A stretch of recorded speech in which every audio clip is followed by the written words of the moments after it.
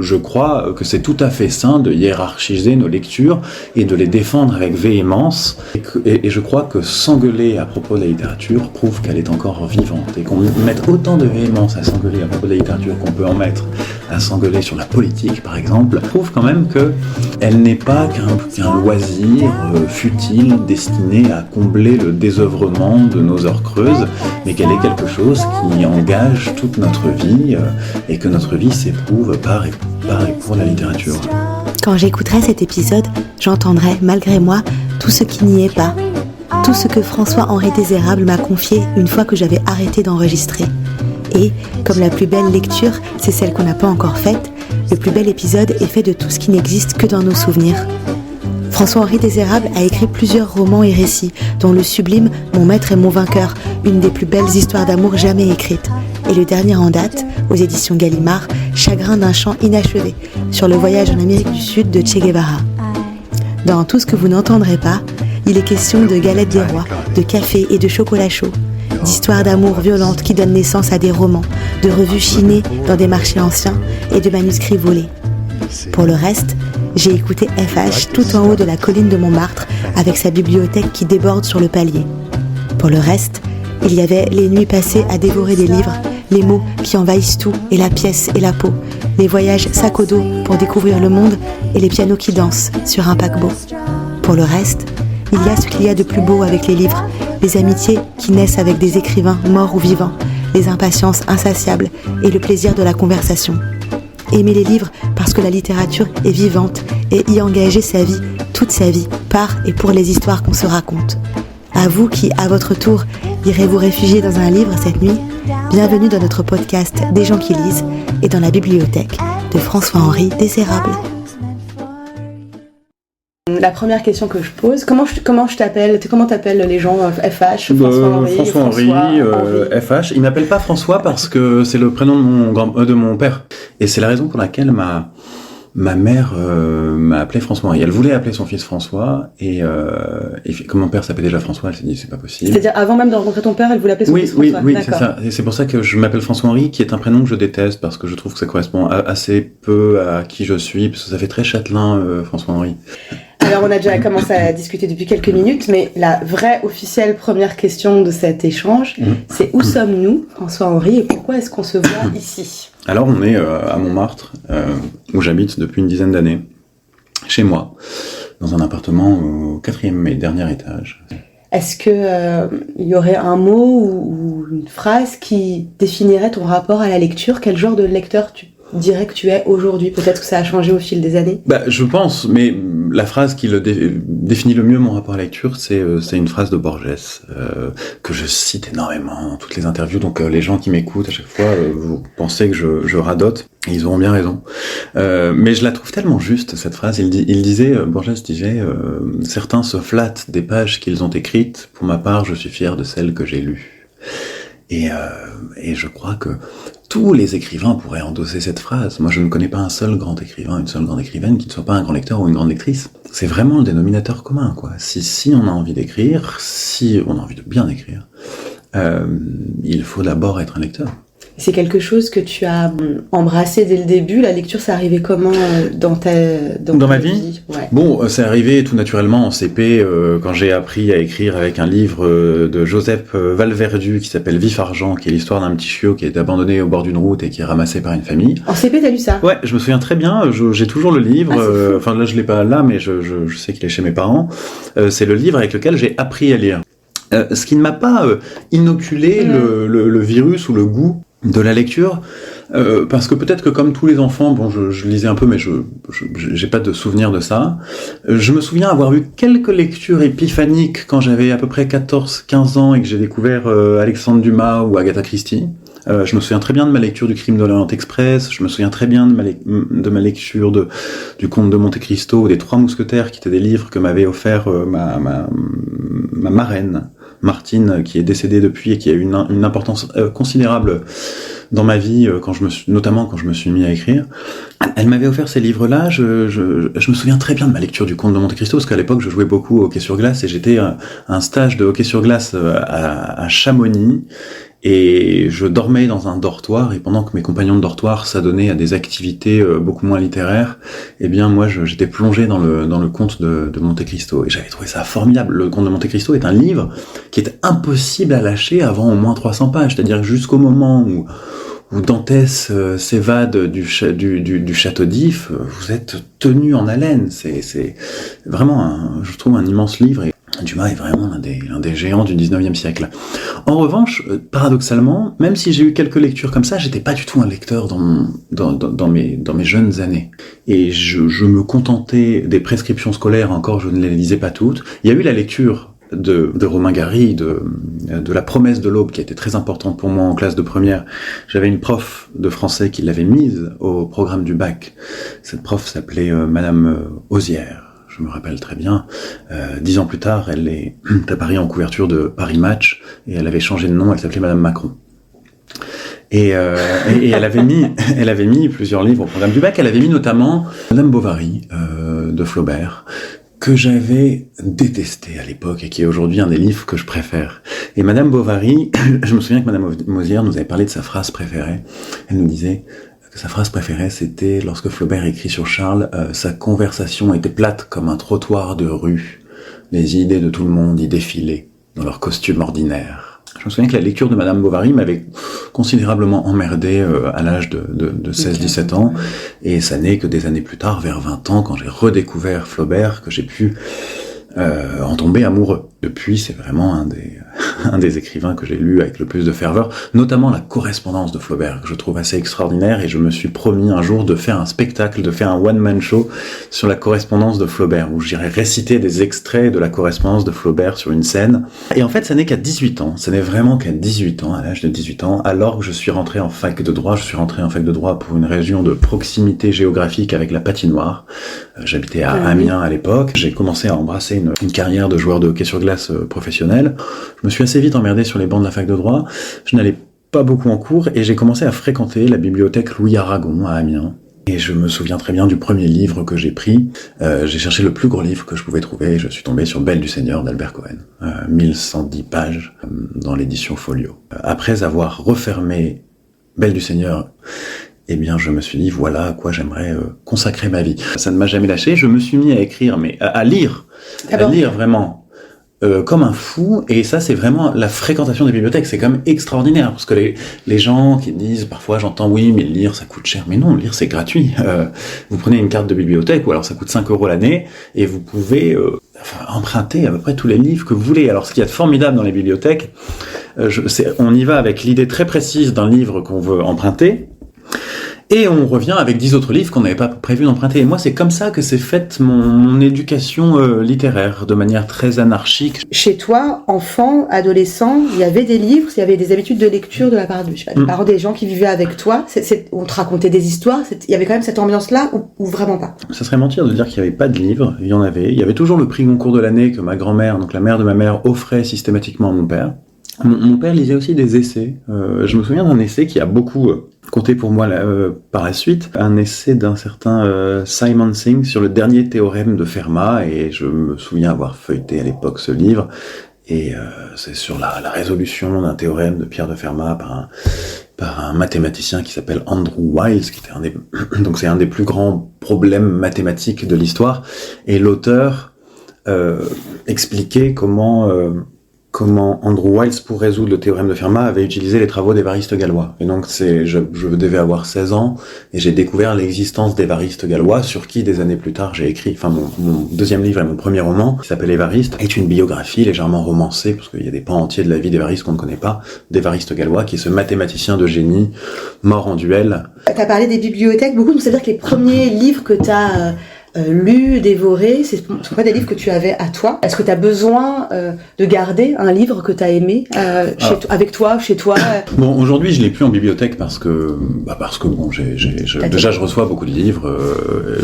J'en ai beaucoup. Si je veux me procurer des livres, je peux aussi en avoir beaucoup. Et puis en fait, j'achète beaucoup en librairie parce que c'est un plaisir, parce que je découvre des livres en librairie. J'ai en bas de chez moi la librairie des Abbesses de Marie-Rose Garnieri. qui m'a fait découvrir récemment un écrivain génial italien qui s'appelle Alessandro Piperno, qui est peut-être le Philippe Roth italien, et ça a été ma grande découverte de l'année dernière, de l'année 2025. Un livre qui s'appelle un air de famille. Donc il y a un vrai plaisir d'échanger avec certains libraires qui me connaissent, qui connaissent mes goûts et qui me disent tiens, ça peut vous plaire.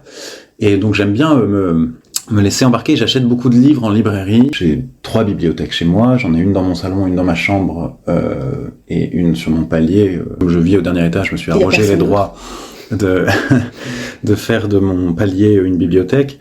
Et les livres qui comptent le plus pour moi, ils sont ici. Ils sont avec moi, ils font partie... j'ai besoin de les avoir autour de moi. Je crois que c'est tout à fait sain de hiérarchiser nos lectures et de les défendre avec véhémence.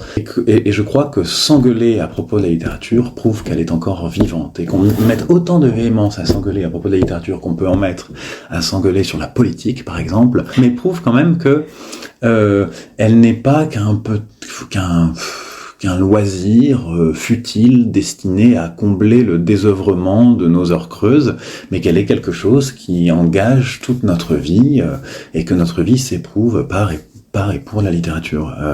Donc moi, je n'ai aucun problème à défendre ardemment les livres que j'aime et à contrario aussi à critiquer de manière parfois un peu trop véhémente, parce qu'il faut être péremptoire dans ses admirations et mesuré dans ses détestations, les livres que je n'ai pas aimés. Mais je pense que c'est très important de donner du relief. Quelqu'un qui vous offre un livre qu'il a aimé, c'est comme s'il vous présentait un ami.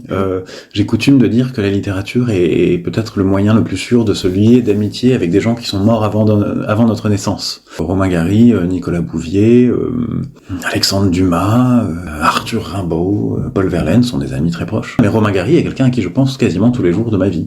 Il est mort en 1980, 7 ans avant ma naissance, mais il a une place absolument décisive dans mon existence. Je reviens souvent à ses livres. Lorsque quelque chose se passe, je me dis qu'en aurait pensé Romain Gary. Ah oui. Donc c'est un phare qui permet d'éclairer l'actualité à la lumière d'une pensée qui s'est éteinte en 1980. Parmi les livres que j'ai le plus offerts, il y a Belle du Seigneur d'Albert Cohen, mais beaucoup de gens l'ont lu, donc je l'offre sans doute un peu moins aujourd'hui.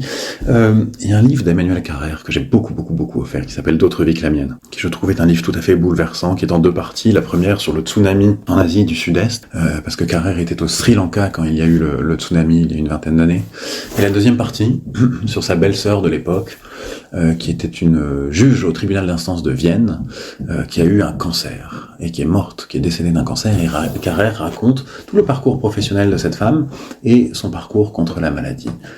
Mais il y a une telle puissance de narration chez Carrère. Enfin, moi, je trouve que c'est un écrivain très important, si ce n'est l'écrivain le plus important aujourd'hui dans la littérature contemporaine. Donc Carrère est un écrivain que j'ai beaucoup offert, pas seulement D'autres vies que la mienne, mais aussi Limonov, L'Adversaire. Aux grands lecteurs, aux gens qui lisent beaucoup, j'offre Pierre Michon. Pierre Michon, Vie minuscule, Rimbaud le fils, Vie de Joseph Roulin. Je trouve que Vie de Joseph Roulin est un très bon livre pour rentrer dans l'œuvre extrêmement exigeante de Pierre Michon. Vie de Joseph Roulin, c'était cet employé des postes d'Arles que Van Gogh a fréquenté et qu'il a peint à 4 ou 5 reprises. Vous voyez, il le représente avec sa longue barbe fleurie et sa casquette des postes.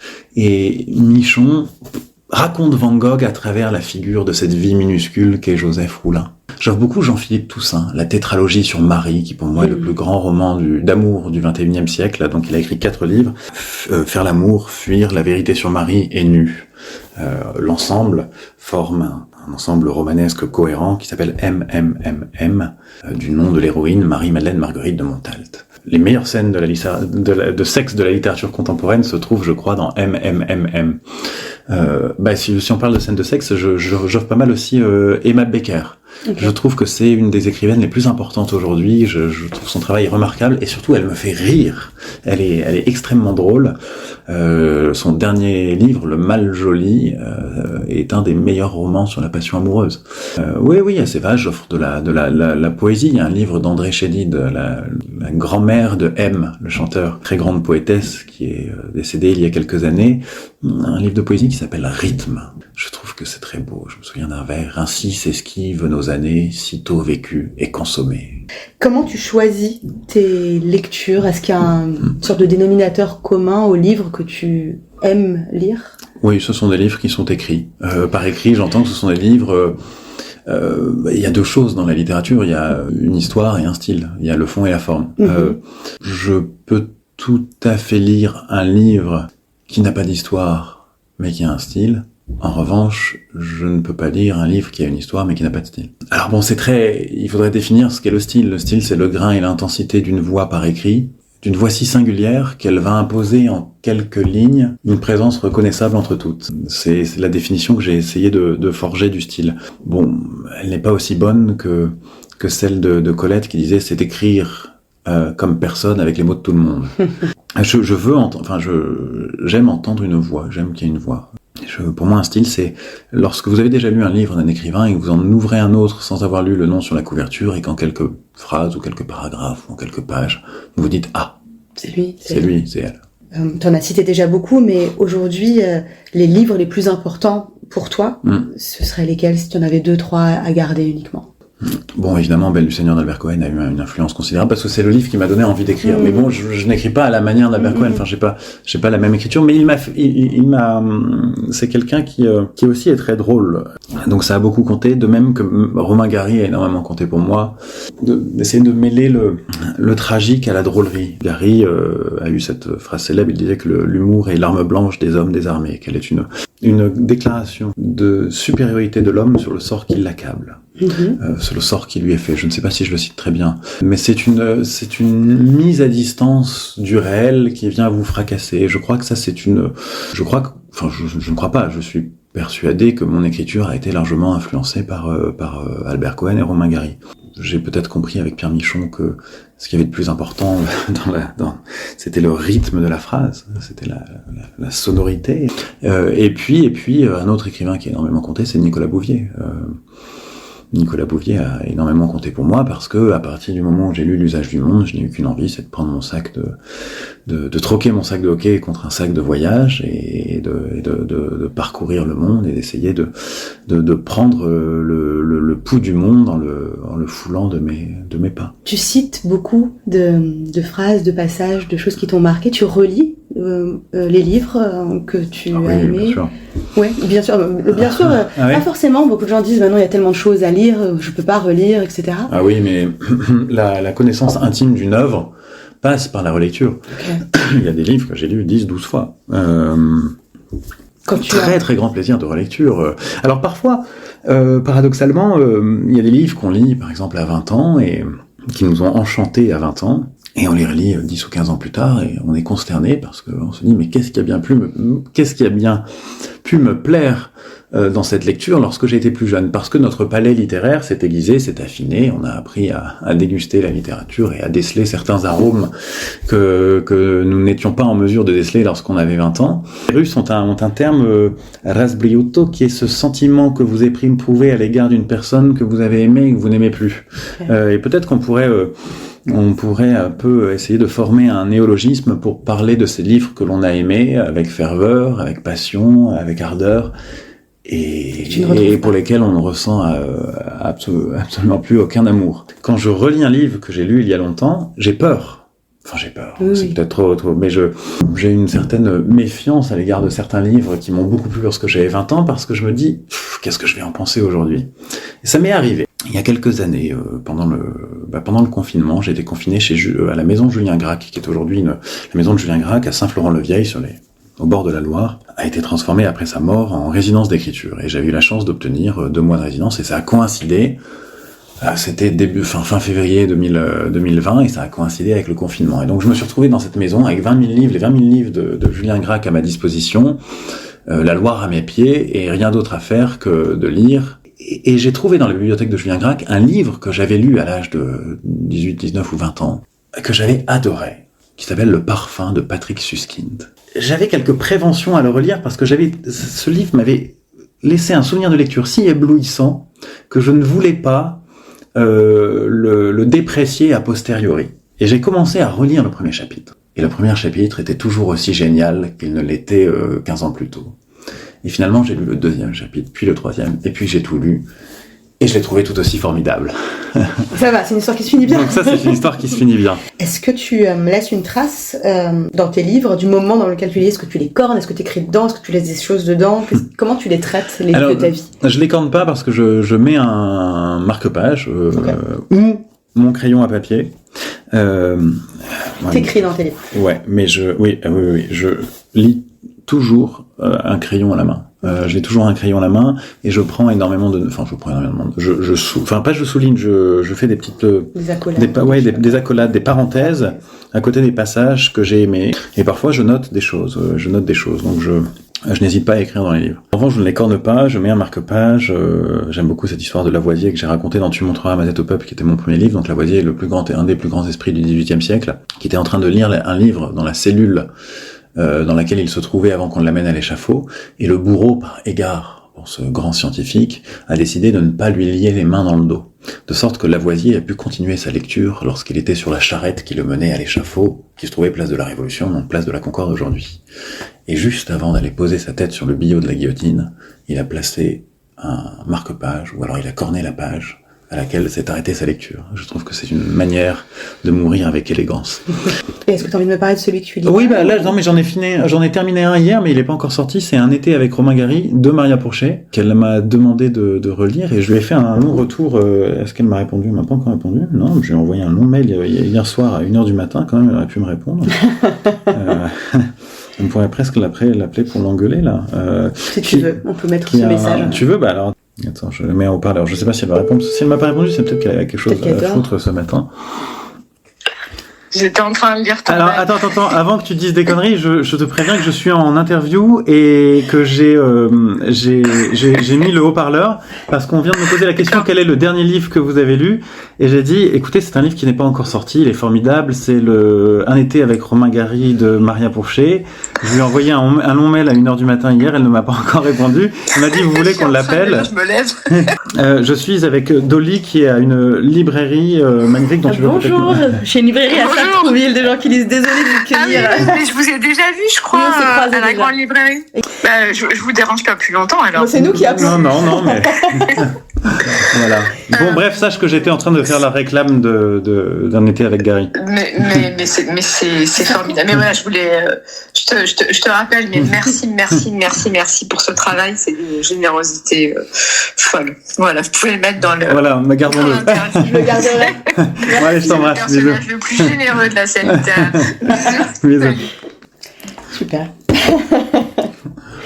Cet été, elle était sur France Inter où elle a fait ses capsules, mais c'est 3 minutes. Et le livre est beaucoup plus long, beaucoup plus riche. Et je trouve qu'elle a réussi à comprendre quelque chose de Gary. Je lui ai dit, je crois que c'est l'un des meilleurs essais, si ce n'est le meilleur essai écrit sur Gary.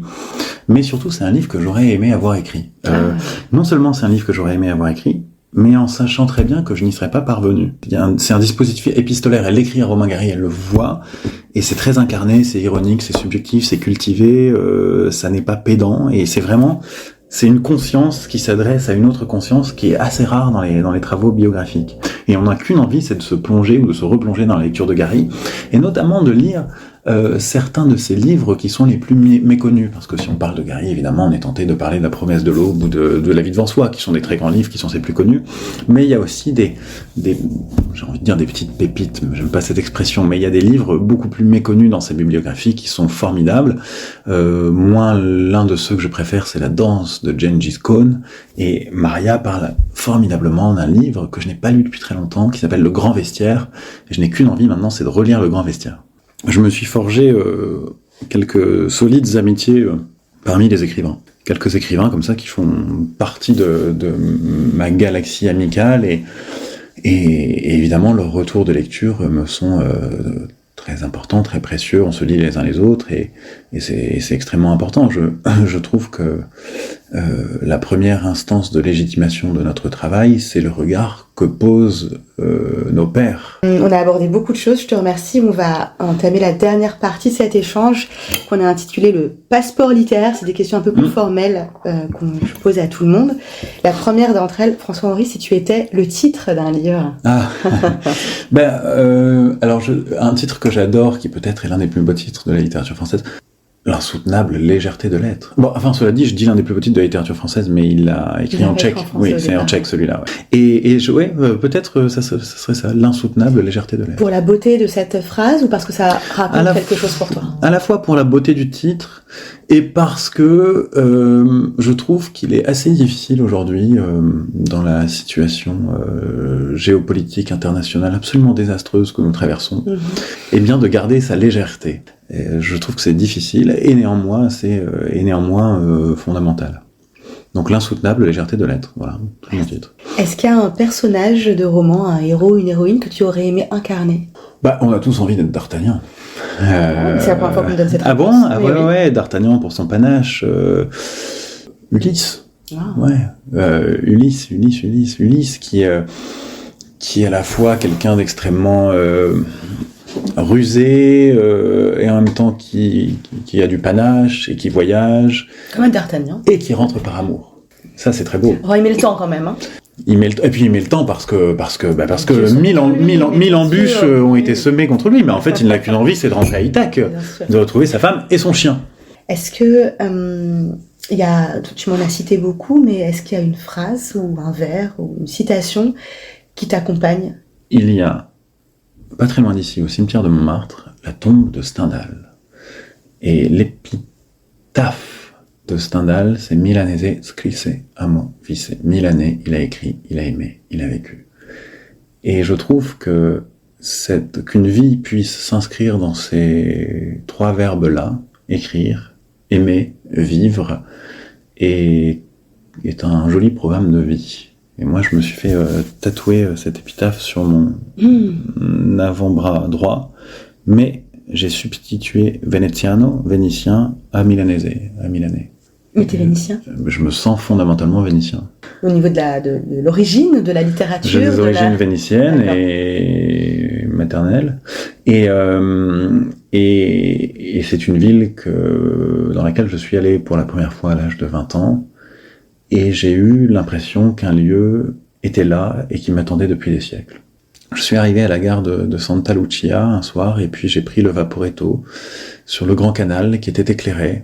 Enfin, je dis que le Grand Canal était éclairé parce que les lumières des palais se reflétaient dans l'eau du Grand Canal et je découvrais cette ville pour la première fois dont j'ai été bercé pendant mon adolescence parce que ma mère m'en parlait comme le plus bel endroit du monde.